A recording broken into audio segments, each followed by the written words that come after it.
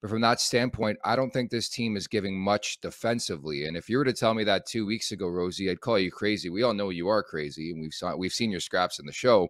But it's one of those things where I think it's been a complete team buy-in. I know it's cliche to say that, but I haven't seen that much, specifically not in October, that's for sure. But to have the team unity, the team buy-in, everybody seems to be playing for the crest on the front of the jersey. I don't know what happened, if there was a meeting or something behind the scenes, but to me, it's just a much different looking Leafs team. I think the goaltending's been solid, but defensively is the crazy thing for me again.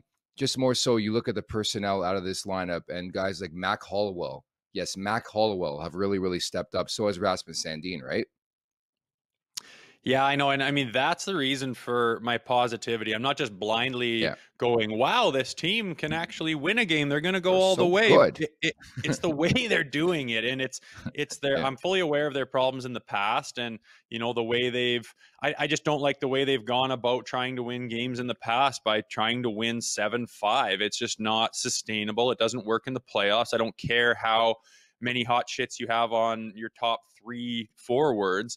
You're not going to keep the puck out of your net. You need a goaltender. You need some defense. And I just see a different team right now, and it is totally a head scratcher on how that's come together with a plethora of Yeah. injuries. Usually that will crater, you in the standings by going through a sustained amount of time with key components out of your entire roster, including goaltenders and important defensemen. Like, that's number one that you need. And they have weathered the storm, and they continue to build, which is crazy. I mean, the only thing that could throw them off is everyone gets healthy again, and you come back in, and then all of a sudden the chem's off again, and the chemistry's not there, and all of a sudden you can't find it, which would just be insane. But not something you obviously would actually worry about. But they have done a buy-in. They've committed to defense, and it's out of necessity, right? You got that many people out. You can't afford to take a bunch of shifts off where you don't back check and you don't follow your assignment in the D zone. And I mean, the forwards understand they got to help out. The D-men understand they're under the fire and they got to give everything they got.